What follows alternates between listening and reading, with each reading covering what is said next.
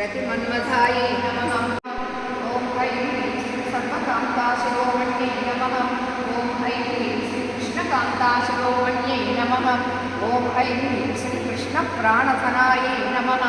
ॐ ऐं कृष्णप्रेमानन्दामृतसिन्धवे नमः। ॐ ऐं प्रेमचिन्तामण्यै नमः। ॐ ऐं प्रेमसाक्षिशिरोमण्यै नमः।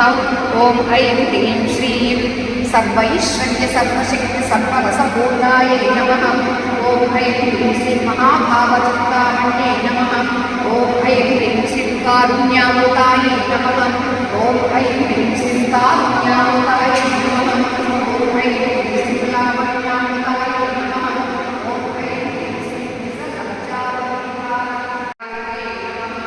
ॐ ऐं ह्रीं श्रीं रासवासिन्यै नमः। ॐ ऐं ह्रीं श्रीं राससुन्दर्यै नमः। ॐ ऐं ह्रीं श्रीं गोकुलसम्प्रदायिन्यै नमः।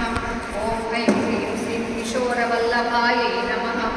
ॐ ऐं ह्रीं श्रीं कालिन्दीकुलदीपिकायै नमः। ॐ ऐं ह्रीं श्रीं प्रेमप्रियायै नमः। ॐ ऐं ह्रीं श्रीं प्रेमरूपायै नमः। ॐ ऐं ह्रीं श्रीं प्रेमानन्दतरङ्गिण्यै नमः। ॐ ऐं ह्रीं श्रीं प्रेमधात्र्यै नमः। ॐ ऐं ह्रीं श्रीं प्रेमशक्तिमय्यै नमः। ॐ ऐं ह्रीं श्रीं कृष्णप्रेमवत्यै नमः। ॐ ऐं ह्रीं श्रीं कृष्णप्रेमतरङ्गिण्यै नमः। ॐ ऐं ह्रीं श्रीं चातुर्यै नमः। ॐ ऐं ह्रीं श्रीं करुणारसपूर्णायै नमः। ॐ ऐं ह्रीं श्रीं मङ्गलप्रदायै नमः। ॐ ऐं ह्रीं श्रीं कृष्णभजनाश्रितायै नमः। ॐ ऐं ह्रीं श्रीं गोविन्दार्पित